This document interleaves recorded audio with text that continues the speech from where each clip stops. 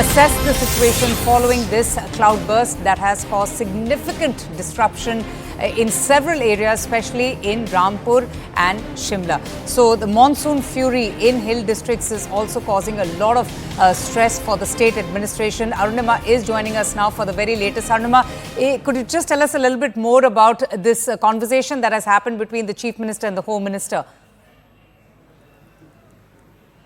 So there are reports coming in that in the Kulu area of Himachal Pradesh, a cloudburst has happened. We don't yet know what is the extent of damage.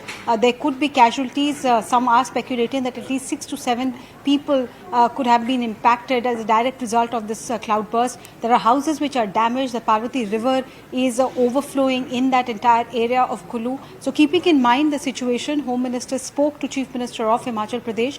He was briefed about the current situation in the hill state and whatever help is required by the state government from the centre in terms of man and machine. The Home Minister assured that that help will be provided. NDRF teams are already on their way, we are told. Whatever other help the Himachal Pradesh government has asked of the centre, there could be requirement for specialised machinery that NDRF has. So Home Minister has assured that all of that aid will be provided.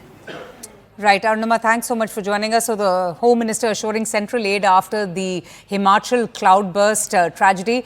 We have this report from CNN News 18, Tulsi, on the fallout of this massive cloudburst. Let's take a look.